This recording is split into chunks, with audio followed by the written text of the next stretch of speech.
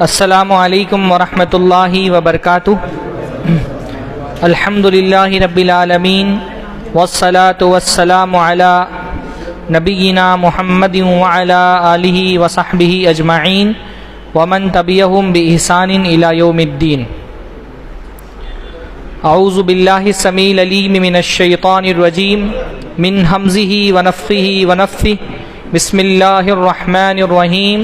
لقد کان لکم فی رسول اللہ اسوۃ حسنہ۔ سب سے پہلے ہر طرح کی تعریف اور توصیف اللہ رب العزت کے لیے لائق اور زیبا ہے، جس نے ہم کو ایمان کی دولت سے سرفراز فرمایا۔ اللہ کا بہت بڑا احسان ہے کہ اللہ تعالیٰ نے ہم کو مسلمان بنایا، اسلام کی ہدایت ہم کو عطا فرمائی۔ اسلام صرف چند عبادتوں یا چند رسموں کا نام نہیں ہے،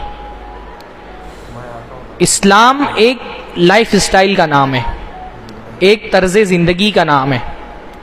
تو ایک بندہ جب مسلمان ہوتا ہے اور ایمان کی روشنی اس کے دل کے اندر روشن ہوتی ہے، تو ایسا نہیں ہوتا کہ صرف اس کے معبود یا اس کی عبادت کا طریقہ چینج ہو جاتا ہے، بلکہ اسلام انسان کی پوری زندگی کو تبدیل کر دیتا ہے۔ اس کی زندگی کا گوشہ اسلام سے منور ہو جاتا ہے، وہ ہر حیثیت میں تبدیل ہو جاتا ہے۔ اگر ایک بندہ سچا مسلمان ہے تو اس کا اسلام صرف مسجد کے اندر نہیں دکھائی دیتا، بلکہ اس کی زندگی کے ہر معاملے میں اسلام دکھائی دیتا ہے۔ وہ پہلے بھی شوہر تھا، لیکن جب اسلام قبول کرتا ہے تو وہ ایک اچھا ذمہ دار شوہر بن جاتا ہے۔ ایک عورت پہلے بھی مسلمان تھی، لیکن جب وہ اسلام قبول کرتی ہے تو وہ ایک فرما بردار بیوی بن جاتی ہے۔ ایک بیٹا جب اس کے زندگی میں اسلام آتا ہے تو وہ خدمت گزار بیٹا بن جاتا ہے۔ ایک تاجر کے دل میں جب اسلام آتا ہے تو وہ اس کو ایماندار تاجر بنا دیتا ہے۔ ایک قاضی کے دل میں، ایک جج کے دل میں جب اسلام آتا ہے تو اس کو ایک انصاف کرنے والا قاضی بنا دیتا ہے۔ ایک حکمراں کے دل میں جب اسلام آتا ہے تو وہ اس کو ایک انصاف پسند حکمراں بنا دیتا ہے۔ تو اسلام صرف انسان کی عبادتوں پہ اثر انداز نہیں ہوتا، اس کے کیریکٹر کے ہر پہلو پر، اس کی شخصیت کے ہر ایسپیکٹ پر اثر انداز ہوتا ہے۔ تو اگر ہم سچے مسلمان ہیں اور ہمارے دل میں ایمان کا نور واقعتاً موجود ہے تو یہ ایمان ہر جگہ دکھائی دینا چاہیے۔ یہ ہماری مسجدوں میں بھی دکھائی دینا چاہیے، یہ ہماری دکان پہ بھی دکھائی دینا چاہیے، یہ ہماری پارلیمنٹ میں بھی دکھائی دینا چاہیے۔ زندگی کے ہر پہلو میں ہم کو اسلام دکھنا چاہیے۔ اگر زندگی کے ہر پہلو میں اسلام نہیں ہے، اس کا مطلب ہمارا ایمان کمزور ہے۔ تو جیسے زندگی کے بہت سارے پہلو ہیں، اس میں سے ایک بہت اہم پہلو کیا ہے؟ ہمارا اپنی بیویوں کے ساتھ سلوک۔ ایک مسلمان شوہر اور ایک کافر شوہر کے کردار میں فرق ہونا چاہیے۔ اسلام ایک انسان کو ایک اچھا شوہر بناتا ہے۔ تو اسلام جو ہے نا، اس لیے اللہ کے نبی صلی اللہ علیہ وسلم نے دیکھیے ایمان کے بارے میں کیا بات بتائی۔ اللہ کے نبی صلی اللہ علیہ وسلم نے فرمایا ان اکمل المؤمنین ایمانا احسنہم خلقا والطفہم باہلہم۔ اللہ کے نبی نے فرمایا سب سے کامل ایمان والے لوگ کون ہیں؟ اگر دنیا میں ایمان کے دعوے دار تو سب ہیں، پر ایمان والے ایک درجے کے نہیں ہوتے نا، لیول الگ الگ ہوتا ہے ایمان والوں کا۔ اللہ کے نبی صلی اللہ علیہ وسلم نے فرمایا سب سے کامل ایمان والے کون ہیں؟ جو لوگ جن کے اخلاق اچھے ہیں اور جو اپنے گھر والوں کے ساتھ نرم ہیں۔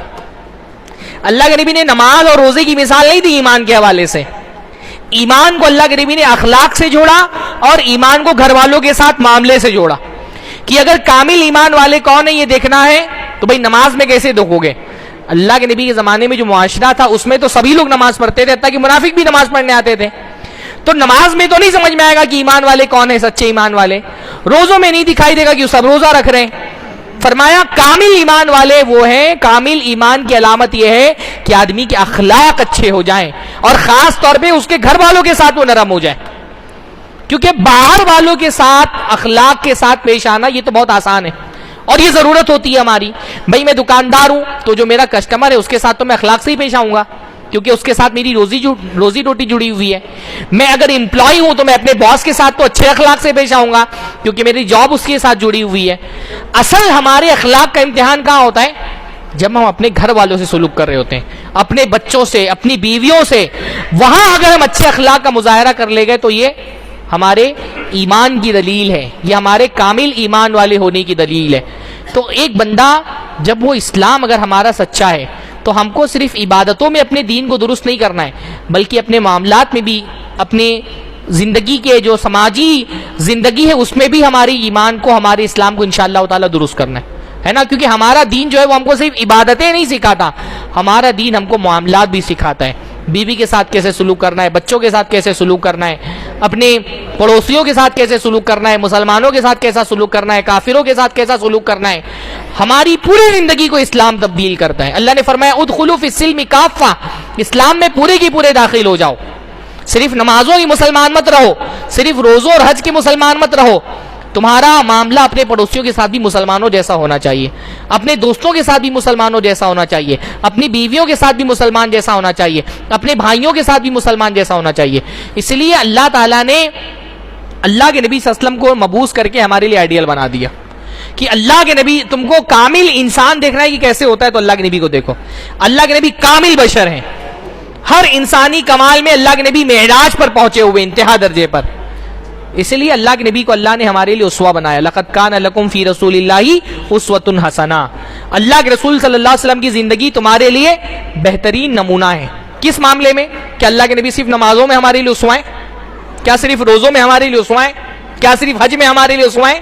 نہیں، اللہ کے نبی جیسے نمازوں میں ہمارے لیے اسوہ ہیں، جیسے روزوں میں ہمارے لیے اسوہ ہیں، ویسے اللہ کے نبی معاملات میں بھی ہمارے لیے اسوہ ہیں۔ ایک شوہر کیسا ہونا چاہیے؟ جیسے اللہ کے نبی شوہر تھے۔ ایک مسجد کا امام کیسا ہونا چاہیے؟ جیسے اللہ کے نبی امام تھے۔ ایک فوج کا سپہ سالار کیسا ہونا چاہیے؟ جیسے اللہ کے نبی تھے۔ ایک عدالت کا قاضی اور جج کیسا ہونا چاہیے؟ جیسے اللہ کے نبی تھے۔ کسی ریاست کا حکمراں کیسا ہونا چاہیے؟ جیسے اللہ کے نبی تھے۔ اللہ کے نبی اپنی شخصیت کے ہر پہلو میں ہمارے لیے اسوہ ہیں۔ اللہ کے نبی صلی اللہ علیہ وسلم شوہر ہونے کی حیثیت سے بھی ہمارے لیے اسوہ ہیں۔ اللہ کے نبی صلی اللہ علیہ وسلم باپ ہونے کی حیثیت سے بھی ہمارے لیے اسوہ ہیں۔ اللہ کے نبی سسر ہونے کی حیثیت سے بھی ہمارے لیے اسوہ ہیں۔ اللہ کے نبی صلی اللہ علیہ وسلم دوست ہونے کی حیثیت سے بھی ہمارے لیے اسوہ ہیں۔ پڑوسی ہونے کی حیثیت سے بھی ہمارے لیے اسوہ ہیں۔ اللہ کے نبی صلی اللہ علیہ وسلم مسجد کے امام کے لیے بھی اسوہ ہیں۔ ایک فوج کے سپہ سالار ہونے کی حیثیت سے بھی ہمارے لیے اسوہ ہیں۔ اللہ کے نبی ایک عدالت کے قاضی اور جج ہونے کی حیثیت سے بھی ہمارے لیے اسوہ اور نمونہ ہے۔ اللہ کے نبی صلی اللہ علیہ وسلم ایک ریاست کے حاکم اور حکمراں ہونے کی حیثیت سے بھی ہمارے لیے اسوہ اور نمونہ ہے۔ ہر پہلو میں اللہ کے نبی کی زندگی ہمارے لیے اسوہ ہے۔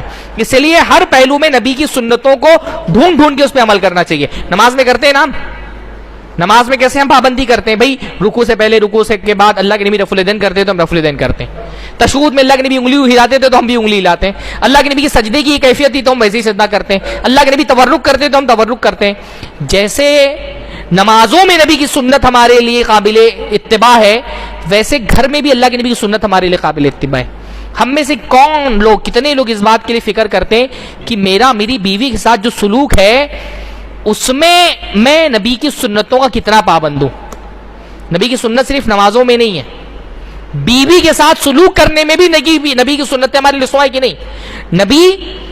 نبی بیویوں کے ساتھ سلوک کرنے میں بھی ہمارے لیے اسوہ ہیں۔ نبی کی سنتیں بیویوں سے سلوک میں بھی پائی جاتی ہیں۔ بیویوں کے ساتھ سلوک میں ہم کتنا نبی کی سنتوں کو فالو کرتے ہیں؟ ہاں، اگر کسی کو کھڑا کر دیا جائے کہ 5 سنتیں نبی کی بیان کرو جس کا تعلق شوہر والی شوہرانہ سنتیں، ہم 5 سنتیں نہیں جانتے۔ حتیٰ کہ ہمارا جو دیندار طبقہ ہے نا، جو نمازوں میں بڑی سنتوں کی پابندی کرتا ہے، وہ بھی اپنی بیویوں کے ساتھ، اپنے بچوں کے ساتھ، اپنے بڑوں کے ساتھ، اپنے ماتحتوں کے ساتھ سلوک کرتے ہوئے یہ نہیں سوچتے کہ اس میں نبی کی سنتوں کا پابند ہو جاؤں۔ تو انشاءاللہ تعالی ہم کو آج کا درس جو ہے نا وہ اسی بارے میں کہ ہم نبی کی جو شوہرانہ سنتیں وہ انشاءاللہ تعالی دیکھیں گے۔ اللہ ہم سب کو عمل کی توفیق نصیب فرمائے۔ ہاں، ابھی تو آمین بول رہے ہیں کس کے، جب میں بتا دوں اس کے بعد دیکھتا ہوں کتنا تیز آمین نکلتا ہے۔ بارک اللہ فیکم۔ نبی صلی اللہ علیہ وسلم کی سب سے پہلی سنت یہ ہے کہ بیویوں کو مارو مت۔ پہلے ہی مشکل آ گئی۔ نبی کی پہلی سنت کیا ہے؟ اللہ کے نبی نے کبھی اپنی کسی بیوی پر ہاتھ نہیں اٹھایا۔ حدیث کے اندر آتا ہے، حضرت عائشہ فرماتی ہیں ما ضرب رسول اللہ صلی اللہ علیہ وسلم امراتن ولا دابہ، اللہ کے نبی نے کبھی کسی جانور کو بھی نہیں مارا، کبھی کسی اپنی بیوی پر بھی ہاتھ نہیں اٹھایا، کبھی اللہ کے نبی نے اپنی کسی بیوی کو نہیں مارا۔ تو بیوی کو نہیں مارنا بھی اللہ کے نبی صلی اللہ علیہ وسلم کی سنت ہے۔ ہاں، بیوی کو ہمارے یہاں، ہمارے معاشرے میں بیوی کو مارنا شوہروں کی سنت ہے۔ ہمارے معاشرے میں بیویوں کو مارنا شوہروں کی ایک لازمی سنت ہے۔ ہماری مردانگی کو تسکین نہیں ملتی جب تک ہم بیوی کی پٹائی نہ کریں، ہے نا؟ بیویوں کو مار کر کے ہماری مردانگی، ہم کو مرد ہونے کا احساس ہی نہیں ہوتا جب تک بیوی کی پٹائی نہ کریں۔ سب نہیں مارتے، مطلب ویلیڈیٹی ہوتی ہے الگ الگ لوگوں کی، کچھ سال میں مارتے ہیں، کچھ 6 مہینے مارتے ہیں، کچھ مہینے مارتے ہیں، کچھ روزانہ پٹائی کرتے ہیں۔ کچھ بیچارے مظلوم لوگ پٹائی ان کی خود کی ہوتی ہے، ایسے بھی ہیں، ایسے بھی جن کو بیویاں پیٹتی ہیں، ہاں تو ایسے بھی لوگ ہیں. میں سمجھتا تھا کہ یہ مذاق کی باتیں، لیکن میرے پاس ایسی مثالیں آئیں. بعض لوگ آئے کہا کہ مولانا بہت مارتی ہے بہت مارتی ہے. ایک صاحب تو آئے بولے مولانا 2 بار میں خودکشی کی کوشش کر چکا ہوں. لٹرلی وہ خودکشی، اتنا پریشان ہو گئے تھے، بولا میں 2 بار خودکشی کے لیے اٹیمپٹ کر چکا ہوں لیکن کام اتنا مارتی ہیں. تو بہت ساری مطلب، لیکن شوہروں کو غلطی، ہندوستان میں شوہروں کی پٹائی زیادہ ہوتی ہے، لیکن پھر بھی زیادہ تر تو مرد حضرات ہی مارتے ہیں. ہاں کیونکہ ہم یہ سمجھتے ہیں نا ہمارے معاشرے میں ایک نسلاً در نسلاً یہ ظلم چلا آ رہا ہے. بیٹا اپنے باپ کو دیکھتا ہے کہ اس کی ماں کو پیٹتا ہے تو وہ کیا کرتا ہے، وہ باپ کو دیکھ کر کے اپنی بیوی کو پیٹتا ہے. اس کو سمجھ میں آتا ہے کہ شوہر جو ہوتے ہیں ان کا کام ہی کیا ہے، بیویوں کو مارنا. ہاں ان کا کام ہی بیویوں کو مارنا. تو کچھ لوگ تو صبح شام مارتے ہیں. یہ ڈومیسٹک وائلنس جو ہے نا، یہ ہمارے ممبروں کا موضوع نہیں بن پاتا ہے. حالانکہ ڈومیسٹک وائلنس ہمارے معاشرے کا ایک بہت بڑا مسئلہ ہے. آپ کسی سرکاری اسپتال میں جا کر کے بیٹھ جائیں، رات میں ایمرجنسی میں آپ دیکھیں گے کسی کا ہاتھ ٹوٹا ہے، کسی کا سر پٹا ہے. کیا ہوا ہے؟ شوہر نے پٹائی کی ہے. ہاں یہ برائی، بیویوں کو مارنے کی برائی نا، اس کا ایک پرابلم یہ بھی کہ کسی ایک کلاس کا مسئلہ نہیں ہے کہ بھائی کوئی لوور کلاس کے لوگ ہی مارتے ہیں. ہر کلاس میں بیویوں کی پٹائی ہوتی ہے. ہاں لوور کلاس میں، اپر کلاس میں، مڈل کلاس میں، سب جگہ بیویوں کو مارنا ہم ہندوستانی شوہروں کے مزاج میں شامل ہے. ہم اس کو اپنا حق سمجھتے ہیں، ہم اس کو اپنے لیے جائز ہم نے قرار دے دیا ہے. تو بیویوں کو نہیں مارنا چاہیے. بیویوں کو نہیں مارنا یہ اللہ کے نبی صلی اللہ علیہ وسلم کی سنت ہے. اللہ کے نبی نے نہیں مارا. اچھا اب ذہن میں یہ بات آتی کہ اللہ کے نبی نے نہیں مارا تو اللہ کے نبی کا کوئی جھگڑا ہی نہیں ہوتا ہوگا، ازواج مطہرات کسی معاملے میں اختلاف ہی نہیں کرتی ہوں گی، کہیں کوئی مسئلہ ہی نہیں پیدا ہوتا ہوگا تو کیوں ماریں گے اللہ کے نبی؟ تو ایسی بات نہیں تھی. اللہ کے نبی کی بیویوں کا بھی اللہ کے نبی صلی اللہ علیہ وسلم سے اختلاف ہوا، بہت سارے مسائل میں بحث مباحثہ ہوتا تھا، پر اللہ کے نبی نے اس کو ڈیل کر کے ہم کو سکھایا کہ بیویوں کو کنٹرول کیسے کرنا ہے، ڈیل کیسے کرنا ہے بیویوں کے ساتھ. کنٹرول لفظ مناسب نہیں ہے، ڈیل کیسے کرنا ہے بیویوں کے ساتھ. اختلافات تو اللہ کے نبی کے بھی ہوئے نا، بڑے بڑے اختلافات ہوئے. یہاں تک اختلاف ہوئے بعض مرتبہ کہ اللہ کے نبی نے آپشن دیا کہ تم کو ساتھ میں رہنا ہے تو اسی طرح ساتھ میں رہو، یا اگر تم کو دنیا کی خواہش ہے تو چھوڑ کر کے چلی جا سکتی ہو. آیت تقریر نازل ہوئی باقاعدہ کہ اگر تم کو طلاق چاہیے. اللہ کے نبی صلی اللہ علیہ وسلم پر بعض ازواج مطہرات نے مل کر کے مطالبہ کیا کہ جب مدینہ میں خوشحالی آ گئی تو ہمارا بھی نفقہ بڑھایا جائے، اور اتنا دباؤ ڈالا کہ اللہ کے نبی سب کو چھوڑ کر کے 1 مہینے کے لیے ایلا کر لیا. اللہ کے نبی الگ چلے گئے سب سے، 1 مہینے تک کسی بیوی کے پاس نہیں گئے. یہاں تک کہ اللہ کے نبی صلی اللہ علیہ وسلم پر قرآن کی آیتیں نازل ہوئی اور اللہ تعالیٰ نے کہا اپنے بیویوں کو جا کر کے آیت پڑھ کر کے سنا دو، ان کنتن تریدن اللہ ورسولہ والدار الآخرۃ ہاں فإن اللہ اعد للمحسنات اجرا عظیما، کہ اگر تم کو دنیا چاہیے تو تم آؤ، میں تم کو دنیا دے کر کے رخصت کر دیتا ہوں، اور اگر اللہ اس کے رسول کو پسند کرتی ہو تو پھر اللہ تعالیٰ نے دنیا میں تم کو تکلیف اٹھانی پڑے گی، لیکن اللہ نے آخرت میں تمہارے لیے نعمتیں بنا کر کے رکھی ہیں. تو نبی سے بھی بیویوں کے اختلاف ہوئے. ایک نبی کی حیثیت سے ازواج مطہرات تو نافرمانی نہیں کر سکتی تھی نا، جو دین کے معاملات تھے اس میں بیویوں نے اللہ کے نبی صلی اللہ علیہ وسلم کی نافرمانی نہیں. وہاں تو نبی کی حیثیت سے ہر بات اللہ کے نبی کی ماننا ہے، پر نبی صلی اللہ علیہ وسلم شوہر بھی تھے. شوہر ہونے کی حیثیت سے بہت سارے مسائل میں اللہ کے نبی کا بیویوں کا اللہ کے نبی سے اختلاف ہوتا تھا. اللہ کے نبی اس کو ڈیل کرتے تھے، بلکہ اختلافات ہوئے ہی اسی لیے کہ اللہ کے نبی صلی اللہ علیہ وسلم ان اختلافات کو ڈیل کریں اور اس سے ہم کو اللہ کے نبی کا اسوہ پتہ چلے. بلکہ اللہ کے نبی نے بہت زیادہ شادیاں کی نا، اس کے پیچھے بھی ایک مقصد یہ تھا کہ زیادہ بیویاں ہوں گی، الگ الگ طرح کی بیویوں کے ساتھ الگ الگ طرح سے ڈیل کیا تو ہم کو ہر طرح کی بیوی کے ساتھ کیسے ڈیل کرنا چاہیے ہم کو پتا چلا. آپ کو پتا ہوگا نا اللہ کے نبی صلی اللہ علیہ وسلم نے بعض بیویوں کو طلاق دیا بھی، اللہ کے نبی نے بعض بیویوں کو طلاق بھی دے دیا. تو اللہ کے نبی صلی اللہ علیہ وسلم نے الگ الگ معاملات میں ڈیل کر کے ہم کو سکھایا کہ بیویوں کو کیسے ڈیل کرنا چاہیے. بھائی ایک مرتبہ حضرت عائشہ نے کسی اللہ کے نبی کی بیوی کو کوئی غلط بات بول دی. ہاں اللہ کے نبی صلی اللہ علیہ وسلم نے کیا کہا حضرت عائشہ سے؟ لقد قلت کلمۃ لو مزجت بماء البحر لمزجته، کہ عائشہ تم نے اتنی خطرناک اور اتنی گندی بات بول دی ہے کہ اس گندی بات کو اگر سمندر میں ڈال دیا جائے تو سمندر گندا ہو جائے. سمجھایا، بات سے بھی سمجھایا جاتا ہے. ہمارے یہاں بات سے ہم نہیں سمجھاتے، ہم ہاتھ سے ہی سمجھاتے ہیں، اور بہت سارے لوگ سیدھا لات سے سمجھاتے ہیں. اللہ کے نبی سمجھایا. کبھی ایسا ہوا کہ کوئی غلطی ہوئی، نظر انداز کر دیا، اگنور کر دیا. ایک مرتبہ حضرت عائشہ کے گھر میں تھے اللہ کے نبی صلی اللہ علیہ وسلم، کسی بیوی نے کچھ کھانے کی چیز بھیج دی. بھئی کھانا ویسے اللہ کے نبی کے گھر میں بہت دنوں تک کے چولہے ہی نہیں جلتے تھے، تو کسی بیوی نے کچھ اچھا بنایا تھا، سوچا اللہ کے نبی میرے پاس نہیں ہے تو کھانا ہی بھیج دیتی ہوں، تو کھانا بھیج دیا. اب حضرت عائشہ رضی اللہ تعالیٰ عنہ نے دیکھا باری میری اور کھانا سوکن کے گھر سے آ رہا ہے تو برداشت نہیں ہوا ان کو، تو انہوں نے کیا کیا، کھانے پہ ہاتھ مارا اور وہ کھانا زمین پہ گر گیا، برتن ٹوٹ گیا. اب ہماری بیوی اگر برتن توڑ دے تو ہم تو اس کا ہاتھ توڑ دیں؟ ہاں، ہمارے مزاج ایسا ہے نا کہ برتن توڑ، گھر کا کوئی سامان توڑ دے تو برداشت نہیں ہوگا ہم کو. اللہ کے نبی نے کیا کیا؟ حضرت عائشہ سے کچھ نہیں کہا اللہ کے نبی نے. چپ چاپ اٹھے، کھانا اٹھا کر کے دوسرے برتن میں رکھا، ٹوٹا ہوا برتن اٹھا کر کے رکھ دیا، ایک دوسرا برتن لے کر کے بیوی جو غلام آیا تھا اس کو دے دیا، اور کہا غارت امک، تمہاری ماں کو غیرت آ گئی تھی، جلیسی فیل کرنے لگی تھی تو کر دیا. حضرت عائشہ نہیں ایکسکیوز پیش کر رہی ہے، اللہ کے نبی ان کی طرف سے ایکسکیوز پیش کر رہے ہیں. ایکسکیوز کون پیش کرتا؟ غلطی کرنے والا نا، وہ نہیں کر رہی کہ مجھ کو غیرت آ گئی، غصہ آ گیا. اللہ کے نبی ان کی طرف سے ایکسکیوز پیش کر رہے ہیں کہ چلو ماں عورت ہے، غیرت آ گئی، کوئی نہیں. ہاں، نظر انداز کیا. بہت ساری غلطیوں کو نظر انداز کرنے سے مسئلے حل ہو جاتے ہیں. ایک مرتبہ حضرت عائشہ سے کسی معاملے میں اختلاف ہو گیا. اللہ کے نبی صلی اللہ علیہ وسلم حضرت عائشہ سے فرما رہے کہ عائشہ دیکھو تم میری بات نہیں مان رہی اور مجھے تمہاری بات قبول نہیں، تو ایسا کرتے ہیں اپنا مسئلہ لے کے چلتے ہیں ابو عبیدہ ابن الجراح کے پاس. ہاں، اترضینا ان یحکم بیننا ابو عبیدہ ابن الجراح، عائشہ کیا تم اس بات سے راضی ہو کہ ہمارے درمیان میں ابو عبیدہ ابن الجراح فیصلہ کر دیں؟ ہم اپنا مسئلہ لے کے چلتے ہیں ابو عبیدہ کے پاس، وہ فیصلہ کر دیں گے. آپ سوچئے کون بول رہا ہے؟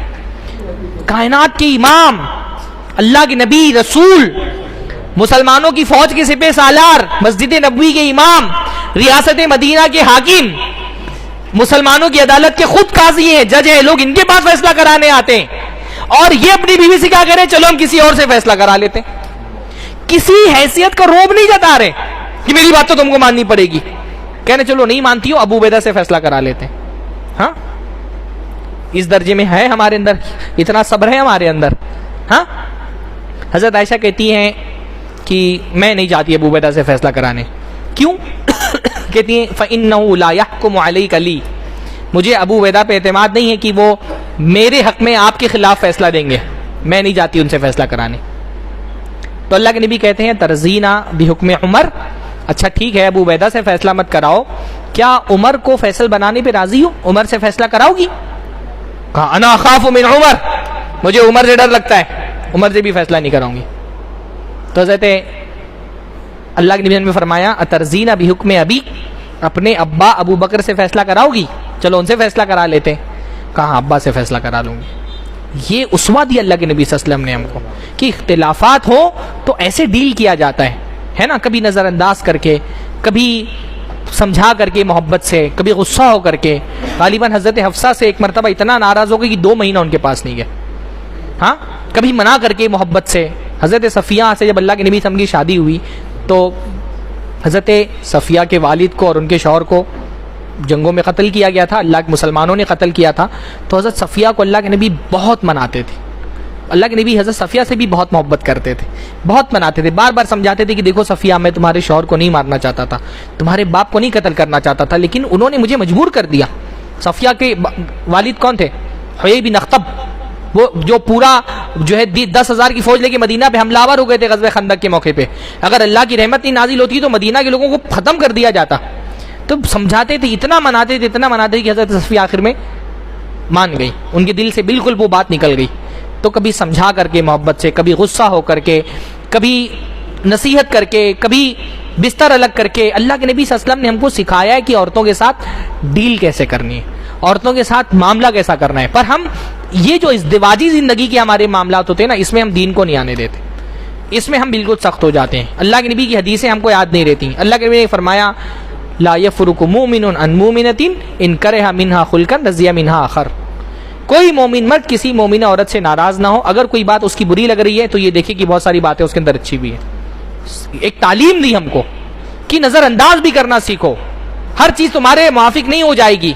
ہاں، فرمایا کہ عورتیں پسلی سے پیدا کی گئی ہیں اور اوپر کی پسلی ٹیڑھی ہے، اس کو طاقت کے زور پہ سیدھا کرنے کی کوشش کرو گے ٹوٹ جائے گی. یہ اتنی پیاری حدیث ہے نا، آپ صرف اس حدیث کو سمجھ لیں، ساری ازدواجی مسائل کا حل اس کے اندر ہے، ساری ازدواجی مسائل کا حل اس کے اندر ہے. صرف ایک حدیث کو آپ سمجھ لیتا ہوں. اللہ نے فرمایا کہ عورت کی فطرت میں ٹیڑھا پن ہے، اللہ نے اس کے جذبات اس کے عقل پر غالب کر دیے ہیں، یہ ٹیڑھی رہیں گی، کچھ نہ کچھ پرابلم رہے گا ان کا. ہمارا پرابلم کیا ہے؟ ہم بیوی نہیں چاہتے، ہم کو بیوی کی شکل میں عورت نہیں چاہیے، ہم کو چاہیے ایسا روبوٹ جس میں ہم اپنے حساب سے پروگرامنگ کر دیں اور اس کا ریموٹ کنٹرول ہمارے ہاتھ میں ہو، اور ہم جیسا ریموٹ کنٹرول میں بٹن دبائیں ویسا ہمارے موافق چلے. تو ایسا کبھی نہیں ہوگا، ایسا کبھی نہیں ہوگا. عورت ہے, اس کے عقل ہے, اس کے جذبات ہیں, وہ چیزوں کو سوچتی ہے, غور کرتی ہے, سمجھتی ہے, تو کہیں نہ کہیں ایسا ہوگا کہ ہماری رائے اس کی رائے سے مختلف ہو جائے گی, ہماری سوچ اس کی سوچ سے مختلف ہو جائے گی. میں یہ نہیں بول رہا کہ عورتیں نافرمان ہو جائیں. کسی کو نہیں کہ مولانا ہے اور بیویوں کو چڑھا کے چلے گئے, ہاں, میں یہ نہیں کرتا عورتیں نافرمان ہو جائیں, لیکن کہیں نہ کہیں مسئلہ ایسا ہوگا کہ آپ کی رائے اس کی رائے سے نہیں مل پا رہی, کہیں نہ کہیں ٹکراؤ کی صورت پیدا ہوگی. اس میں کیا کرنا ہے, اللہ نے فرمایا اگنور کرو, چھوڑ دو اس حالت پہ. ہر چیز تمہارے موافق نہیں ہو سکتی ہے. یہ دیکھو کہ اس کے اندر بہت ساری اچھائیاں ہیں, ہاں, وہ اپنے ماں باپ کو چھوڑ کر کے تمہارا گھر آ کر کے اس نے بسایا ہے.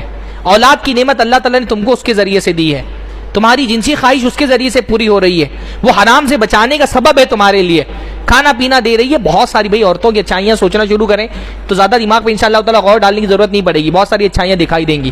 عورتوں کی بھی بہت سارے احسانات ہوتے ہیں. جو آدمی عورتوں کا احسان مند نہ ہو وہ اللہ کا بھی احسان مند نہیں ہو سکتا. ہم بیویوں سے شکایت کرتے ہیں کہ ہم بیویاں ہماری شکر گزار نہیں ہیں, پر ہم بیویوں کی کتنی شکر گزاری کرتے ہیں. ہاں, لاسٹ ٹائم میں یہ بول رہی ہاتھ اٹھاؤ میں بول رہا ہوں آپ اپنا احتساب کریں. لاسٹ ٹائم آپ نے شکریہ کب بولا تھا اپنی بیوی کو, جزاک اللہ خیرہ کب بولا تھا؟ ہم اپنی شان کے خلاف سمجھتے ہیں. بیوی کی تعریف کرنا, اس کی شکریہ ادا کرنا, اللہ نے فرمایا من لا یشکر الناس لا یشکر اللہ, جو لوگوں کا شکریہ ادا نہیں کرتا وہ اللہ کا شکریہ ادا نہیں کرتا, ہے نا. ماں باپ وغیرہ کے بعد ہم پر ہماری بیویوں کا بھی بہت بڑا احسان ہوتا ہے, ان کا بھی شکریہ ادا کرنا چاہیے.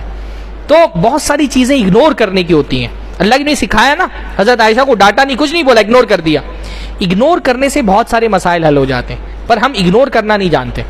بلکہ اب تو بہت سارے گھروں میں نا شوہر کا بھی بیوی کا بھی, خاص طور پہ یہ جب سے فیمنزم کا اتنا بڑا پروپیگنڈا ہوا ہے نا, شوہر اور بیوی دونوں ایک دوسرے کی غلطی نکالنے میں لگے رہتے ہیں. کوئی غلطی ملے, شوہر سوچتا ہے میرا نقصان ہو جائے چلے گا, لیکن اس کی غلطی مل جائے مجھ کو.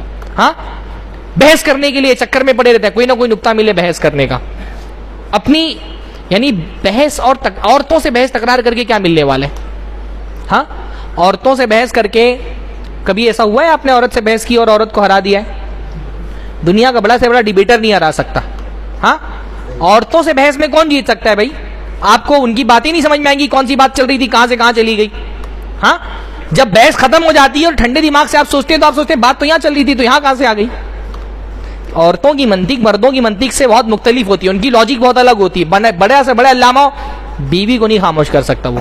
تو جب آپ بحث کر کے جیت ہی نہیں سکتے تو آخر بحث کر کے فائدہ کیا ہے؟ خاموش ہو جاؤ, چپ ہو جاؤ, جواب ہی مت دو. پر بہت بڑا مسئلہ یہ بھی ہوتا ہے کہ بعض مرتبہ عورتیں چپ بھی نہیں ہونے دیتی ہیں. عورتوں کا بھی یہ پرابلم ہوتا ہے کہ وہ چپ نہیں ہونے دیتی ہیں. آدمی اگر چپ ہو جائے, اگنور کرے, تو بھی اس کو ٹوچتے رہتی ہیں کہ وہ بحث پر آمادہ کرے. پھر کیا ہوتا ہے نا, چھوٹی چھوٹی چیزوں پر جو بحث شروع ہوتی ہے وہ بڑی ہوتے ہوتے اتنی بڑی ہو جاتی ہے کہ رشتہ ٹوٹ جاتا ہے. شوہر سوچتا ہے مجھے اپنی ایگو ہے میں نہیں ہار سکتا, بیوی سوچتی ہے میری ایگو ہے میں نہیں ہار سکتی. دونوں ایگو کو جیتنے کے چکر میں رشتہ ہار جاتے ہیں. اگر ہم ایگو ہار کر کے رشتہ بچا لے جائیں اپنا, تو کیا یہ سستی قیمت نہیں ہے؟ ایگو ہار جاؤ پر رشتہ اپنا بچا لو. ٹھیک ہے بھائی, میں ہار گیا, تم جیت گئی, تم صحیح تھی میں غلط تھا, سوری, SORRY, سوری. بہت سارے مسائل کا حل ہے اس کے اندر. اگر بیوی سوری قبول کر لے تو. بہت سب لوگوں کی سوری بھی بیویاں قبول نہیں کرتی ہیں, ورنہ سوری جو ہے نا وہ بہت سارے مسائل کا ہے. میری غلطی تھی, بہت سارے مسائل کا ہے. عورتوں کی سوری تو ویسے بھی کوئی نہیں ہوتی ہے. عورتیں عام طور پہ جب سوری بولتی ہیں, سوری بولنے کے بعد کچھ ایسے جملے بولتی ہیں جس میں پتہ چلتا ہے کہ غلطی آپ ہی کی تھی, اس نے سوری بول کر کے آپ پر احسان کر دیا. اکثر آپ بیویوں کی سوری کے بعد دیکھیں گے, ٹھیک ہے سوری, لیکن تم کو ایسا نہیں کرنا چاہیے تھا, مطلب غلطی تمہاری تھی, غلطی تمہاری تھی. سوری تو میں بول رہی ہوں, یعنی میری سوری تمہارے پر احسان ہے. تو عورتوں کی سوری چھوڑیے, آپ سوری بول دیجیے, مسئلہ حل ہو جائے, بحث بند ہو جائے, رشتہ بچ جائے, یہ زیادہ بہتر ہے. ہمارے پاس طلاق کے مسئلے آتے ہیں نا, ایسا نہیں ہوتا کہ کوئی بہت بڑا مسئلہ ہوتا ہے اور طلاق ہو گئی.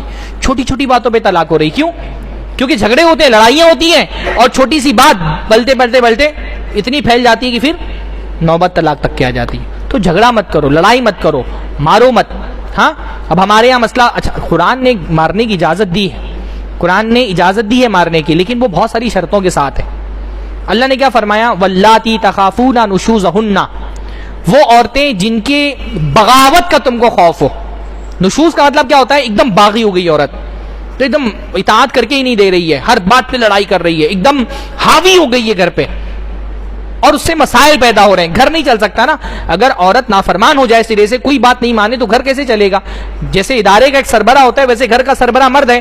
اگر شوہر کی کوئی بات بیوی نہیں مان رہی ہے تو پھر مسائل کھڑے ہوں گے.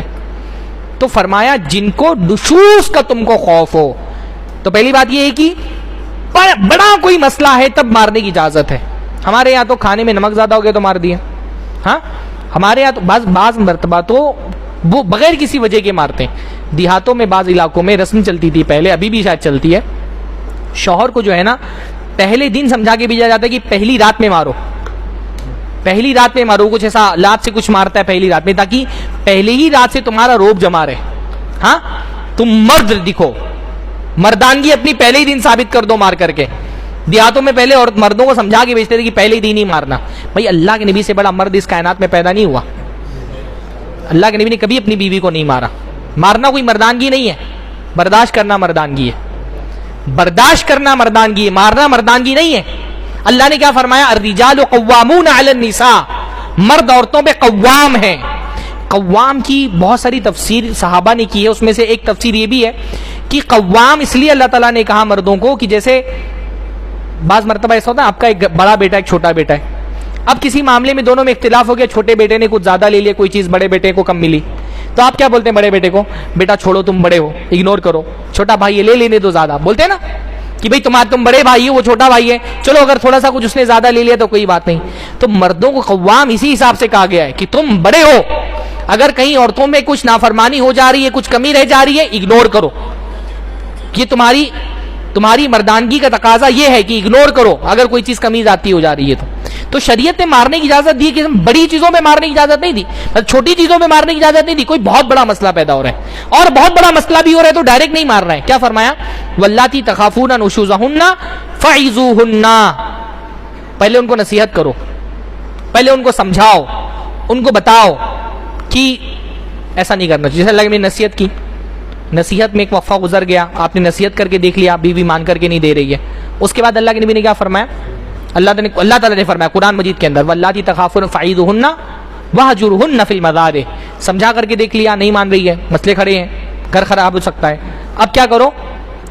وہجرہن فی المضاجع, ان کا بستر الگ کر دو. ایک سائیکولوجیکل ٹریٹمنٹ کہ میری سب سے زیادہ ضرورت, آدمی کو بیوی کی سب سے زیادہ ضرورت جسمانی طور پہ ہی ہوتی ہے, لیکن میرا شوہر مجھ سے اتنا ناراض ہے کہ وہ یہ ضرورت بھی پوری نہیں کر رہا. بھئی اس کے لیے تو مطلب وہ عورت کے لیے ایک ٹریٹمنٹ ہے, اس کے لیے ایک تکلیف کی بات ہے. اب یہ ضرورت تو اس کے لیے ہوگی نا جس کے ہو بہت سارے آپشنز. اب ہمارے یہاں تو جو بستر الگ کرے گا اس کے لیے خود ہی عذاب بن جائے گا بستر الگ کرنا. ہاں جس کے پاس آپشن ہی نہیں, وہ کیا بستر الگ کرے گا؟ تو کہا بستر الگ کرو. اب بستر الگ کرنے کے بعد بھی بیوی نہیں مان رہی, یہ بھی جو ہے وہ ہیلا کارگر نہیں ہو رہا, پھر کہا وَاضْرِبُوهُنَّ, اب ان کو مارو. اب ان کو مار سکتے ہو, مارنے کا حکم نہیں ہے, اب اجازت ہے کہ تم اس کو مار سکتے ہو. اور علماء نے غالباً ابن عباس نے اس کی تفسیر کی ہے کہ مارنے سے کیا مراد ہے, وہ جو مسواک ہوتا ہے, مسواک آدھا مسواک توڑ کر کے مارنا. کتنا تیز مار سکتے ہیں آپ آدھے مسواک سے؟ ہاں آدھا مسواک اگر توڑ کر کے ماریں گے تو کتنا چوٹ لگے گی؟ کہ وہ آدھے مسواک سے مار سکتے ہو. اصل میں مارنا ایذا کے لیے نہیں کہ اس کو تکلیف ہو, تکلیف دینے کے لیے نہیں مارنا ہے. مارنا کس لیے؟ مارنا اس لیے ہے تاکہ آپ کے غصے کا اظہار ہو کہ میری ناراضگی اس حد تک بڑھ گئی ہے کہ مجھے ہاتھ اٹھانا پڑ رہا ہے. اتنے اس لیے علماء نے باقاعدہ تصریح کی ہے کہ اگر کسی نے سمجھایا نہیں, بستر نہیں الگ کیا, ڈائریکٹ مار دیا, حرام ہے اس کے اوپر, حرام ہے اس کے اوپر. اللہ تعالیٰ کے یہاں قیامت کے دن ایک کوڑا بھی آپ نے کسی کو غلط لگایا, اللہ تعالیٰ کا جواب دینا پڑے گا. پہلے سمجھاؤ, بستر الگ کرو, پھر مارو. وہ بھی کیسے؟ ہلکی مار, چہرے بھی نہیں مار سکتے, ایسی نازک جگہوں پہ نہیں مار سکتے, ایسا نہیں مار سکتے کہ جسم پہ زخم ہو جائے, جسم پہ جو ہے وہ نشان پڑ جائے, ہڈی ٹوٹ جائے, خون نکلنے لگے, ایسا نہیں مار سکتے. مسواک سے ہلکی ہلکی مار. ہمارے یہاں تو سیدھا چمچ ہی اٹھاتے ہیں, چھری اٹھا لیتے ہیں مارنے کے لیے. ہاں تو ہلکی مار مارنے کی اجازت ہے, وہ بھی صرف ایک سائیکولوجیکلی ایک اپنے غصے کا اظہار کرنے کے لیے. تو اتنے اسٹیپس کے بعد اور غصے میں نہیں مارنا ہے, غصہ نکالنے کے لیے نہیں مارنا ہے, کیونکہ جب آپ غصہ نکالنے کے لیے مارتے ہیں تو آپ کو شریعت کے احکام نہیں یاد رہتے. پھر جب غصہ آئے گا تو تھوڑی یاد ہے کہاں مارنا ہے کہاں نہیں مارنا ہے. پھر تو آدمی جو سامنے آتا ہے, جو چیز ملتی ہے اس سے اٹھا کر کے جہاں میں دل کرتا ہے وہاں مار دیتا ہے. تو یہ نہیں کہہ رہا میں کہ شریعت نے سرے سے اجازت ہی نہیں دی, شریعت نے اجازت دی ہے, پر وہ اجازت بہت ساری شرطوں کے ساتھ کہہ دے. اور اتنی شرطیں آدمی سوچ لے گا تو مارے گا ہی نہیں آدمی, اتنی شرطیں آدمی سوچ لے گا تو آدمی مارے گا ہی نہیں. تو عورتوں کو مت مارو, نہیں مارنا اللہ کے نبی صلی اللہ علیہ وسلم کی سنت ہے. اللہ تعالیٰ ہم کو اس سنت پہ عمل کرنے کی توفیق نصیب فرمائے. میں بولا تھا نا کہ اب آمین نہیں نکلے گی تیز آواز میں. آمین بولو. اللہ تعالیٰ ہم کو اللہ کے نبی کی سنت پہ عمل کرنے کی توفیق نصیب فرمائے. آمین آمین. تو اللہ تعالیٰ بیویوں کو بھی توفیق نصیب فرمائے، شوہروں کی بیٹائی نہیں کریں. تو ایک اللہ کے نبی کی سنت کیا ہے؟ اللہ کے نبی صلی اللہ علیہ وسلم بیویوں کے ساتھ نرمی برتتے تھے. اللہ کے نبی صلی اللہ علیہ وسلم نے نرمی برتنے کا حکم دیا. اللہ کے نبی صلی اللہ علیہ وسلم نے نرمی کو ایمان کی علامت قرار دی ہے اپنے گھر والوں کے ساتھ. نبی صلی اللہ علیہ وسلم کی شوہر ہونے کی وجہ سے دوسری سنت یہ کہ اللہ کے نبی اپنی بیویوں کے معاملے میں بہت غیرت مند تھے، غیور تھے. اور غیرت کا تقاضا کیا ہے کہ اللہ کے نبی صلی اللہ علیہ وسلم کی بیویاں آپ کی غیرت کی وجہ سے پردے کا بہت خیال کرتی تھیں، بہت زیادہ خیال کرتی تھیں. حضرت عائشہ فرماتی ہیں کہ وہ حالت احرام میں ہوتی تھیں، اللہ کے نبی کی بیویاں حج میں حالت احرام میں ہوتی تھیں، اور اگر کوئی قافلہ گزرتا تھا تو حالت احرام میں چہرہ کھلا رہنا چاہیے نا، پر حالت احرام میں بھی اپنا چہرہ ڈھانک لیتی تھی کہ کوئی قافلہ سامنے سے گزر رہا ہے مردوں کا. تو بہت اللہ کے نبی کی غیرت کا خیال کرتی تھی، کیونکہ اللہ کے نبی بہت غیرت مند تھے. اللہ کے نبی نے فرمایا، ایک مرتبہ حضرت سعد نے اللہ کے نبی سے کہا کہ اللہ کے نبی صلی اللہ علیہ وسلم اگر میں اپنی بیوی کو کسی کے ساتھ بدکاری کرتے ہوئے دیکھوں تو کیا میں گواہوں کو ڈھونڈنے جاؤں گا؟ اللہ کے نبی صلی اللہ علیہ وسلم، میں تو اس کو کن تلوار سے قتل کر دوں گا، میں تو گواہوں کو ڈھونڈنے نہیں جا سکوں گا، میں تو وہیں اس کو قتل کر دوں گا. تو اللہ نے فرمایا، لوگوں نے کہا کہ اللہ کے نبی آپ برا مت مانیے، سعد بہت غیرت مند ہے. سعد اتنے غیرت مند ہے کہ زمانے جاہلیت میں کسی عورت کو طلاق دے دیتے تو بھی کوئی سے شادی نہیں کرتا تھا سعد کی غیرت کا خیال کرتے ہوئے. تو اللہ نے فرمایا، اتعجبون من غیرت سعد، تم کو سعد کی غیرت پہ تعجب ہے؟ واللہ لانا اغیر من، اللہ کی قسم میں سعد سے زیادہ غیرت مند ہوں. واللہ اغیر منی، اور اللہ مجھ سے زیادہ غیرت مند ہے. اللہ کے نبی بہت غیرت کرنے والے تھے اپنی بیویوں کے لیے. اس لیے تو آپ دیکھیے ازواج مطہرات جو بہت پردہ کرتی تھیں وہ اللہ کے نبی کی غیرت کی وجہ سے بھی کرتی تھیں، یعنی وہ بحیا تھی بھی اور اللہ کے نبی کی غیرت کی وجہ سے بھی پردہ کرتی تھیں. ایک حضرت عائشہ کی ایک مرتبہ ایک رضائی چچا جو دودھ پلانے کی وجہ سے چچا بن جاتے ہیں نا، وہ حضرت عائشہ سے ملنے کے لیے آئے. تو حضرت عائشہ نے کہا جب تک اللہ کے نبی اجازت نہ دے دے میں ان سے نہیں ملوں گی. حالانکہ رضائی چچا محرم ہوتا ہے، کہا لیکن نہیں، اللہ کے نبی جب بول دیں گے کہ ہاں تم ان سے مل سکتے ہو، تمہارے لیے حلال ہے ملنا، تب میں ان سے ملاقات کروں گی. تو اللہ کے نبی اجازت دی تو انہوں نے ملاقات کی. تو اللہ کے نبی غیرت مند تھے. تو شوہروں کو بھی مسلمان شوہر کیسا ہونا چاہیے؟ غیرت مند ہونا چاہیے. لیکن معافی چاہتا ہوں، ہمارے معاشرے میں سب سے بڑا دیوس اور سب سے بڑا بے غیرت شوہر ہے. بھائی کو تھوڑا بہت غیرت ہے اپنی بہن کے لیے، باپ کو تھوڑی سی غیرت ہے اپنی بچی کے لیے، شوہر کو ذرہ برابر غیرت نہیں ہے. پہلے دن سے ہی بے غیرت بن جاتا ہے، شادی ہوئی نا جس دن اسی دن بے غیرت ہو جاتا ہے. وہ اسٹیج پہ سج دھج کر کے خود کھڑا ہے، بازو میں سجا دھجا کر کے خوب ہزاروں لاکھوں کا میک اپ کرا کر کے بیوی کو بالکل سجا دھجا کر کے بازو میں کھڑا کیا ہے. ہاں یہ کیا ہے؟ بیوی کو دکھانے کی چیز ہے. ہمارے یہاں بیویاں دکھانے کی چیز ہو گئی. جیسے لوگ موبائل دکھاتے ہیں نا، قیمتی موبائل لے لیا تو ہاتھ میں لے کے چلتے ہیں، گاڑیاں دکھاتے ہیں، بائک دکھاتے ہیں، لوگ بیویوں کو دکھاتے ہیں لٹرلی سجا دھجا کر کے، ہاتھ پکڑ کر کے محلے میں لے کے چلتے ہیں کہ دیکھو میری بیوی کتنی خوبصورت ہے. بیویاں دکھانے کی چیز نہیں ہے. یہ میں بے دین لوگوں کی بات نہیں کر رہا بھائی، بے دین آدمی یہ کرے تو اس سے چلو کیا شکایت، وہ تو نماز روزے کا پابند نہیں. اچھے اچھے لوگوں کو دیکھا، مساجد کے ذمہ داران، جماعتوں کے ذمہ داران، حاجی نمازی، بڑی بڑی داڑھی والے، بچے کی شادیاں کر رہے ہیں، بچیاں کی شادیاں کر رہے ہیں، اسٹیج لگایا ہوا ہے، وہ خوب سجا دھجا کر کے بہو کو بیٹی کو اسٹیج پر کھڑا کر دیا ہے. دوست لوگ آ رہے ہیں، ان سے بھی مسافہ کر رہے ہیں، ان سے بھی مسافہ کر رہے ہیں، ساتھ میں بیٹھ کر کے فوٹو کھینچا رہے ہیں. یہ اتنا بڑا بے غیرت ہے، اس کو کوئی فرق ہی نہیں پڑ رہا. مسلمان ایسا تو دیوس نہیں ہوتا ہے. تمہاری بیوی کو تمہارے دوست دیکھ رہے ہیں، تم کو کوئی فرق ہی نہیں پڑ رہا ہے. یہ کیسی دیوسیت ہے؟ ہاں یہ کیسی بے غیرتی ہے؟ مسلمان تو دیوس نہیں ہوتا. اللہ نے فرمایا دیوس جنت میں نہیں جائے گا. پر یہ دیوسیت ہو گئی ہے. کوئی سیپریشن نہیں ہے، سیگریگیشن نہیں ہے، عورت مرد سب آپس میں ملے ہوئے ہیں، سب آگے دیکھ رہے ہیں. وہ کیمرہ مین پتہ نہیں کہاں کا ناپاک کافر مشرک وہ ہر اینگل سے فوٹو لے رہے ہیں. ہاں لٹا کے بٹھا کر کے جتنے اینگل سے کیمرہ مین دیکھ لیتا ہے شادی کے دن لڑکی کو، پتہ نہیں اتنے اینگل سے شوہر بھی زندگی بھر دیکھتا ہے کہ نہیں دیکھتا ہے. ہاں عجیب طرح کی بے غیرتی ہے. اور کوئی فرق نہیں پڑا. دیندار مساجد کے ذمہ داران کو میں نے دیکھا ہے، ان کے گھروں کی شادیوں میں حالت ہوتی ہے. بے دین آدمی سے آپ کیا شکایت کریں گے؟ دیندار حاجی نمازیوں کو دیکھا ہے، ان کے گھر میں شادیاں ایسی ہو رہی ہیں. مسلمان ایسا بے غیرت نہیں ہوتا. مسلمان شوہر، مثالی شوہر کون ہے؟ جس کو اپنی بیوی کے بارے میں غیرت ہو. کس درجے کی غیرت ہونی چاہیے؟ حضرت عمر رضی اللہ تعالیٰ عنہ ایک مرتبہ اللہ کے نبی نے فرمایا، میں نے جنت میں ایک محل دیکھا اور اس محل کے باہر دیکھا کہ ایک حور وضو کر رہی ہے. تو میں نے پوچھا کہ یہ کون سی حور ہے، کس کے لیے ہے، کس کا محل ہے یہ؟ تو اللہ کے نبی نے فرمایا کہ مجھے بتایا گیا کہ یہ عمر کی حور ہے اور یہ عمر کا محل ہے. تو اللہ کے نبی نے فرماتے ہیں جیسے ہی میں نے عمر کا نام سنا، مجھے عمر کی غیرت یاد آ گئی. میں نے فوراً نظریں پھیر لی کہ کہیں عمر کو اس بارے میں نہ غیرت آ جائے کہ میں نے ان کی بیوی کو جو جنت میں ان کو ملنے والی ان کی حور کو کیوں دیکھ لیا. حوروں کے بارے میں غیرت ہے, ہم کو اپنی بیویوں کے بارے میں. حضرت عمر رونے لگے, کہا فدا کا ابی و امی یا رسول اللہ, علی کا غار, اللہ کے رسول صلی اللہ علیہ وسلم آپ پر میرے ماں باپ فدا ہوں, کیا میں آپ کے بارے میں غیرت کروں گا؟ لیکن غیرت ہے. اسی لیے عربوں کے یہاں دیکھیے جنت میں حوروں کی جو صفات بیان کی, کہ اس میں سے ایک صفت کیا ہے؟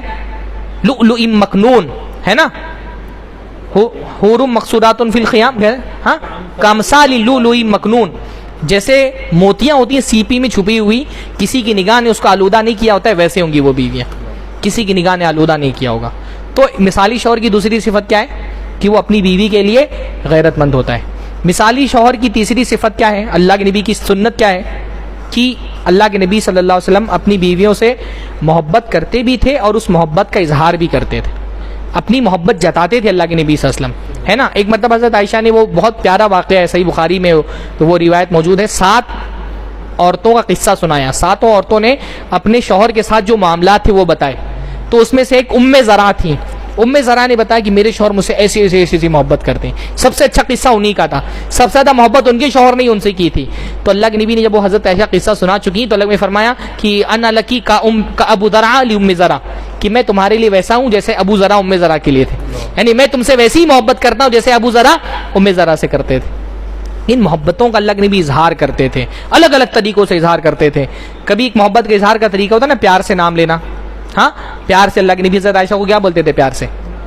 یا عائش.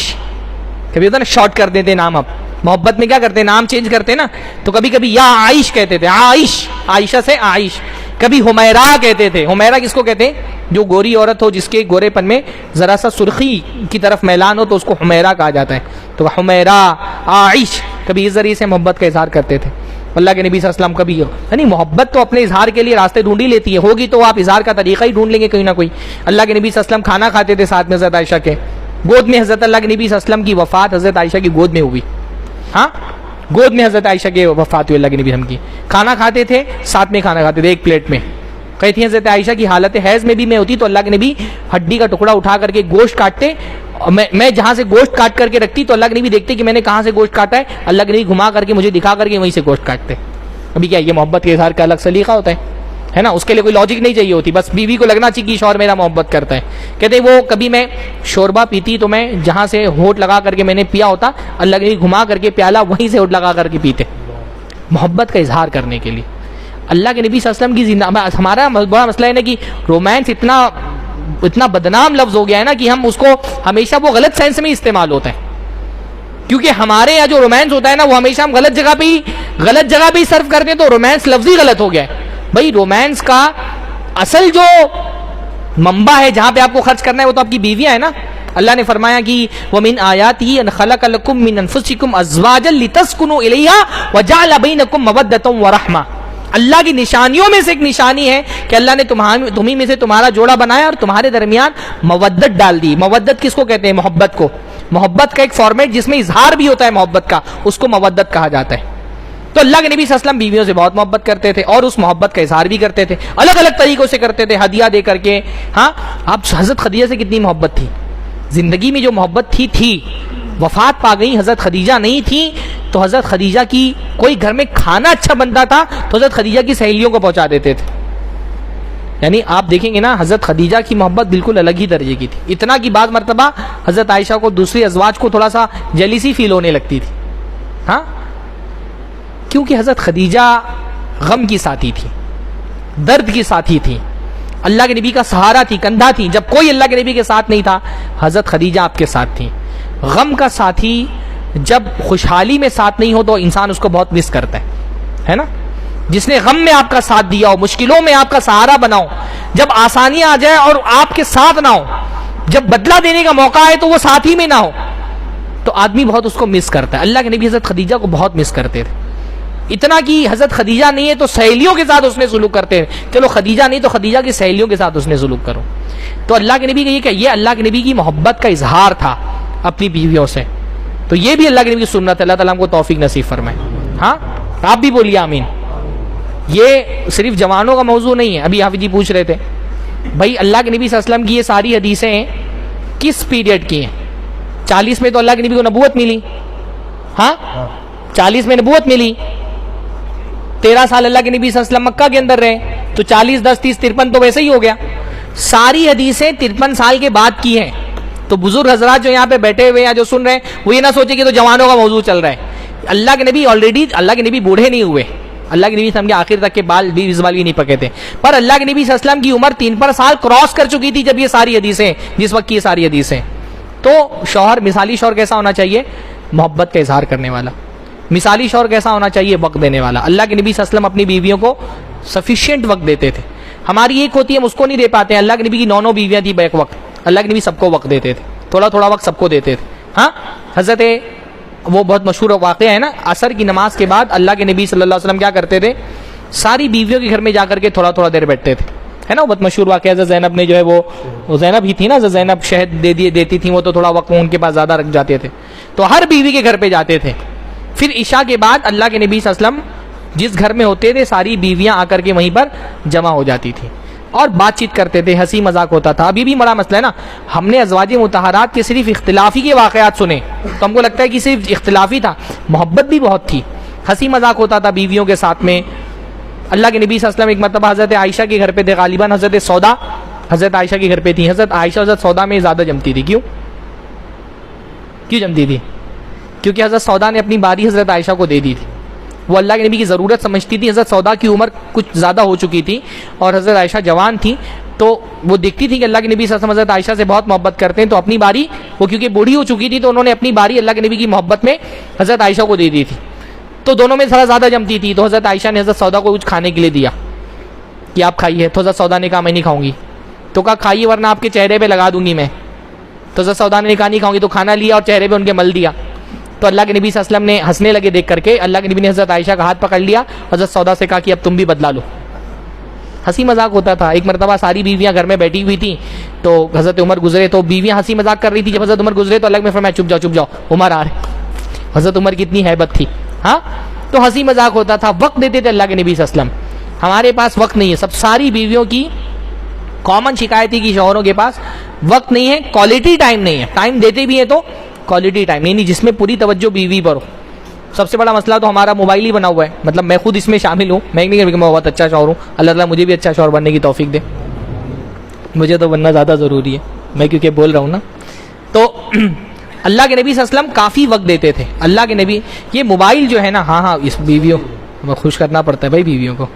तो अल्लाह के नबी सल्लल्लाहु अलैहि वसल्लम, हमारे लिए सबसे बड़ा मसला मोबाइल है।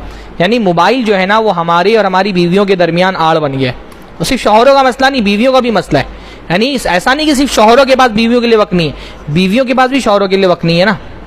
मेन टाइम पे 9 बजे 10 बजे जब आदमी घर पे पहुंचता है तो वो सारे प्राइम टाइम होता है चैनलों का, सारे सीरियल जो है वो जो अहम है वो सब वही 9 साढ़े 9 बजे 10 बजे आ रहे हैं। अब बीवी के पास प्राइम टाइम पे जो प्रोग्राम चल रहे हैं उनकी इतनी फिक्र है ना कि उसकी बीवी को शौहरों की फिक्र नहीं है। कसम से जितना टेंशन जो है ना वो सीरियल के किरदारों के लिए लेती हैं औरतें, अगर उतना शौहरों के लिए टेंशन ले लेना तो जिंदगी सुधर जाए। अरे उसका शौहर उसको छोड़ दिया, वो मर गया, वो जिंदा होने वाला है, उसकी सास उससे झगड़ा कर रही है, उतना टेंशन अपने घर का ले लो, अपने शौहरों को ले लो, तो कितने सारे मसाइल हल हो जाए। तो बीवी के पास भी वक्त नहीं, जिस वक्त शौहर घर में आ रहा है उसको सारे सीरियल उसी टाइम देखने, सारी फिल्में उसी टाइम देखनी है, शौहर के पास भी वक्त नहीं है। हाँ, मतलब वो इन लोगों की बात नहीं कर रहे इनकी नई नई शादियां हुई, नई नई शादी होती है तो 2 साल तक बंदे के पास बीवी के अलावा किसी के लिए वक्त नहीं होता। दोस्त लोग मजलिसों से गायब हो जाते हैं, पर 2-4 साल गुजरता है ना, उसके बाद आदमी ऐसा बोर होता है कि घर पे जाते हुए उसको वहशत होती है। तो और ये सबसे बड़ा मसला इसमें मोबाइल बन गया, यानी आदमी घर में रहते हुए भी घर में नहीं रहता, ना बीवी के साथ ना बच्चों के साथ। जो एक हमारा ख़ानदानी निज़ाम था वो टूट फूट का शिकार हो गया है मोबाइल की वजह से। हाँ, हम घर में रह करके भी घर पे बात नहीं करते। अच्छा, मोबाइल के फ़ायदे भी हैं भाई, दिन भर में आप हाथ में मोबाइल रहता है, लेकिन बीवियों से ही बात कर लें, पर दिन भर में हमारे पास बीवियों से बात करने के लिए भी वक्त नहीं होता। अल्लाह ताला तौफीक नसीब फरमाए। तो अल्लाह के नबी सल्लल्लाहु अलैहि वसल्लम बीवियों को बहुत सफिशिएंट वक्त देते थे। कहीं जंग में भी अल्लाह के नबी जाते, सफ़र में भी जाते तो बीवियों को साथ में लेते थे, कोई ना कोई बीवी अल्लाह के नबी के साथ होती थी, कुरान अंदाज़ी करते थे अल्लाह के नबी सल्लल्लाहु अलैहि वसल्लम, और बीवियों को साथ लेकर के जाते थे। और अल्लाह के नबी सल्लल्लाहु अलैहि वसल्लम कभी कभी ऐसा भी होता कि रात में चले जाते बीवी के साथ कहीं टूर पर। अरब में हदीस में आते कि हज़रत आयशा के साथ अल्लाह के नबी सल्लल्लाहु अलैहि वसल्लम कहीं सहरा में निकल जाते और रात भर बात करते, चलते चलते बात करते। एक हदीस के अंदर आता है कि अल्लाह के नबी सल्लल्लाहु अलैहि वसल्लम खेल कूद करते थे। हाँ, वो हज़रत आयशा ने से कहा कि चलो دوڑ لگاتے ہیں, اور حضرت عائشہ کے ساتھ دوڑ لگائی اور حضرت عائشہ جیت گئے, اللہ کے نبی ہار گئے. اور دوسری مرتبہ دوڑ لگائی تو اللہ کے نبی صلی اللہ علیہ وسلم جیت گئے. حضرت عائشہ کہتی کہ ہم تھوڑا سا ہمارا وزن بڑھ گیا تھا تو ہم ہار گئے اور اللہ کے نبی جیت گئے. تو اللہ کے نبی اتنا سادہ وقت دیتے تھے, اتنی دلجوئی کرتے تھے. تو اچھا شوہر کون ہے؟ جو ایک سفیشینٹ وقت دیتا ہے اپنی بیوی کو. اسی طرح اللہ کے نبی صلی اللہ علیہ وسلم بہت کیئرنگ تھے, اپنی بیویوں کا بہت خیال رکھتے تھے. ہاں, بیمار ہوتی تھیں تو بیویاں, تو اللہ کے نبی ہم ان پہ خود رکیا کرتے تھے. ہاں, دعا پڑھ کر کے خود پھونکتے تھے. ہمارے یہاں تو بیوی بیماری کی شکایت کر دے تو ہمارے سر میں درد ہونے لگتا ہے. ہاں, حالانکہ بیویوں پہ بھی کلاس لینا انشاءاللہ تعالیٰ کبھی, ابھی نہیں کبھی اور انشاءاللہ تعالیٰ. اب یہاں پہ تو مرد حضرات ہی آتے ہیں تو انہیں کو سنایا جا سکتا ہے. تو اللہ کے نبی صلی اللہ علیہ وسلم جو ہے نا, وہ بیوی بیمار ہوتی تو اللہ کے نبی خود دعا پڑھ کر کے پھونکتے. اللہ کے نبی صلی اللہ علیہ وسلم جو ہے وہ ایک حدیث کے اندر آتا ہے کہ کسی سفر میں تھے اور حضرت صفیہ جو ہے وہ اونٹنے پہ بیٹھی ہوئی تھی. ان کا اونٹ جو ہے نا وہ پیچھے رہ گیا, کمزور اونٹ تھا, یہاں تک کہ بیٹھ گیا. اب وہ بیٹھ گیا تو وہ رونے لگی. بعض عورتوں کے آنسو بالکل آنکھوں پہ ہوتے ہیں نا, تو وہ رونے لگی. اللہ کے نبی آگے چلے گئے تو اللہ کے نبی صلی اللہ علیہ وسلم کو پتہ چلا کہ پیچھے بیٹھ کر کے رو رہی ہیں صفیہ. اللہ کے نبی واپس آئے اور حدیث کے اندر آتا ہے فجعل یسکتها ویمسح عینیها بیدیہ. اللہ کے نبی صلی اللہ علیہ وسلم حضرت زینب کو, حضرت صفیہ کو خاموش کرانے لگے اور اپنے ہاتھوں سے ان کا آنسو پوچھتے تھے, اپنے ہاتھوں سے. کتنا مطلب کتنی کیئرنگ تھی اللہ کے نبی صلی اللہ علیہ وسلم کی, اپنے ہاتھوں سے آنسو پوچھ رہے ہیں. ہاں, ہماری بیوی روئے اور ہم ہاتھوں سے آنسو پوچھ رہے, اور ہماری امائیں اگر دیکھ لیں تو بولیں گے تو جورو کا غلام ہو گیا. ہاں, یہ تو جورو کا غلام ہو گیا, ہاتھ سے نکل گیا لڑکا یہ. بلکہ ہمارے یہاں تو اگر جب تک کہ مائیں جو ہے نا وہ بہوؤں کو شوہروں کے ہاتھ سے پٹتا نہیں دیکھ لیتی ہیں تب تک ان کو سکون نہیں آتا ہے. نئی نئی شادی ہوئی ہے جب تو انتظار میں رہتی کہ ایک مرتبہ تو پیٹے میرے سامنے, ہاں میرے کلیجے کو ٹھنڈک ملے. ایک اماں جی تو شکایت کر رہی تھی اپنے بیٹے کی کہ اتنا مہینہ ہو گیا شادی کو, ابھی تک بیوی پہ ہاتھ نہیں اٹھایا ہے. ان کو بیٹے سے یہ شکایت کہ اتنا مہینہ ہو گیا اور ابھی تک کے ہاتھ نہیں اٹھایا ہے, ایک دم غلام بن گیا ہے. اللہ کے نبی صلی اللہ علیہ وسلم بہت کیئر کرنے والے تھے. گھر کے بہت سارے معاملات میں ہاتھ بٹا دیتے تھے. اللہ کے نبی دودھ دو لیتے تھے, اللہ کے نبی صلی اللہ علیہ وسلم کپڑے سل لیتے تھے. ساری حدیثیں آپ کو پتہ ہی ہیں, اللہ کے نبی کتنا زیادہ کیئر کرتے تھے اپنی بیویوں کا.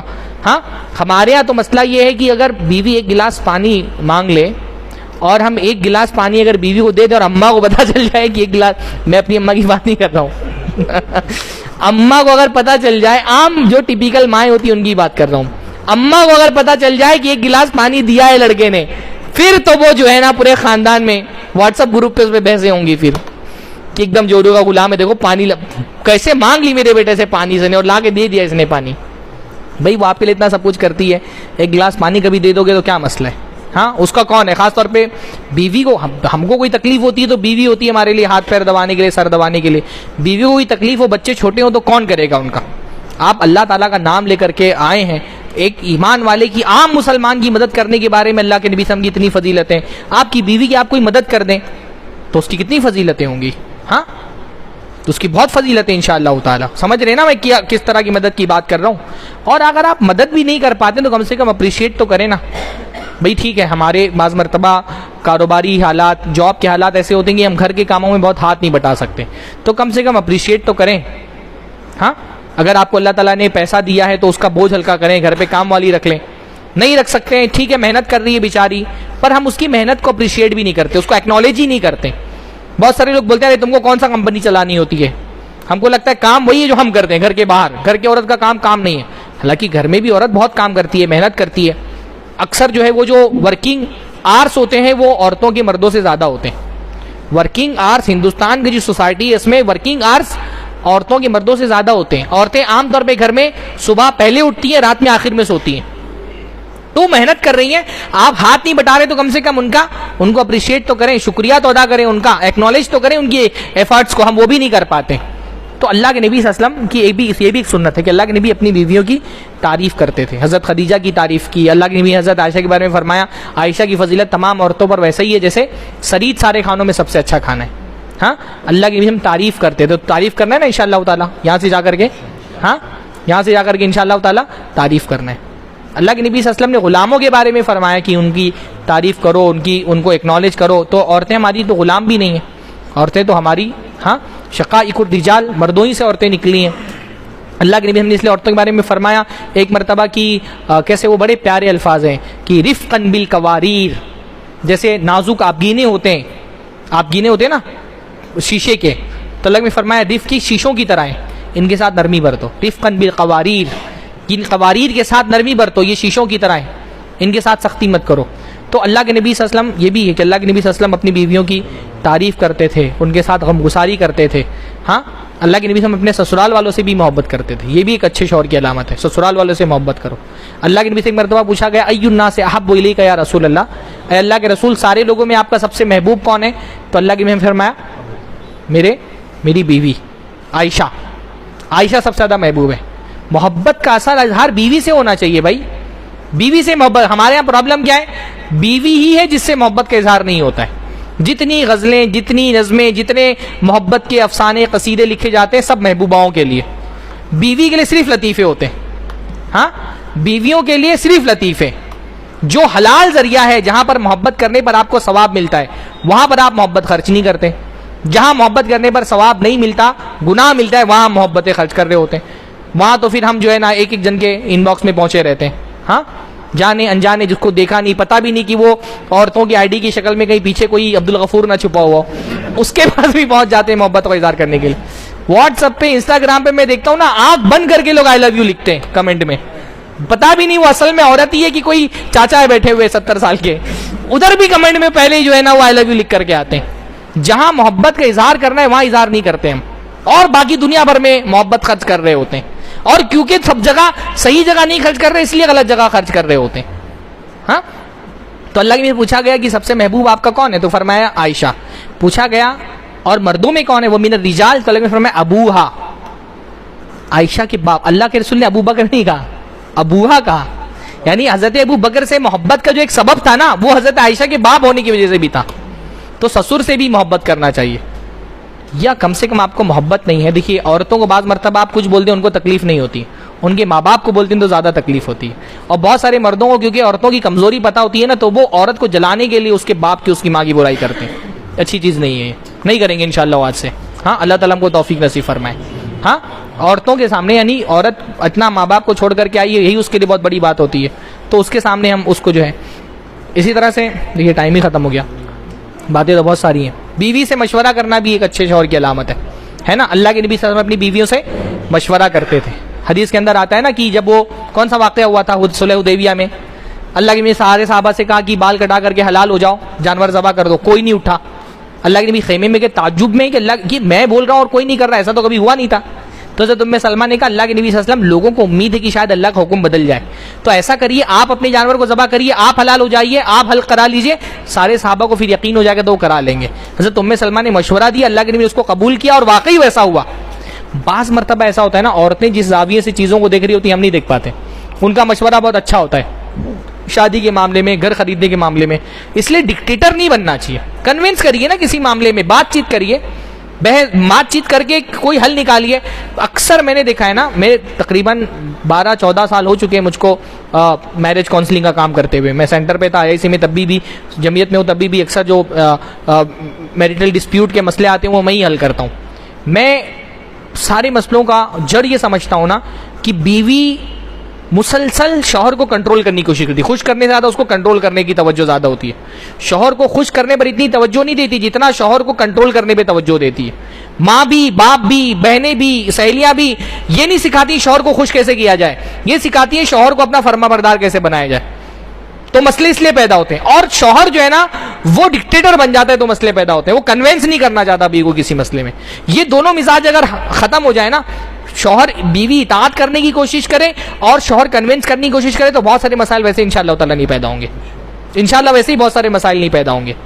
تو اللہ کے نبی نے مشورہ لیا، مشورہ قبول کیا، تو بہت سارے معاملات میں بچوں کی کہیں شادی کرانا ہے، کوئی گھر خریدنا ہے، بلکہ اپنے بہت سارے کاروباری معاملات میں بھی اگر آپ بیوی سے مشورہ کریں تو اس کی ایک رائے ہوتی ہے، بعض مرتبہ وہ رائے بہت مناسب ہوتی ہے گھریلو معاملات میں خاص طور پہ۔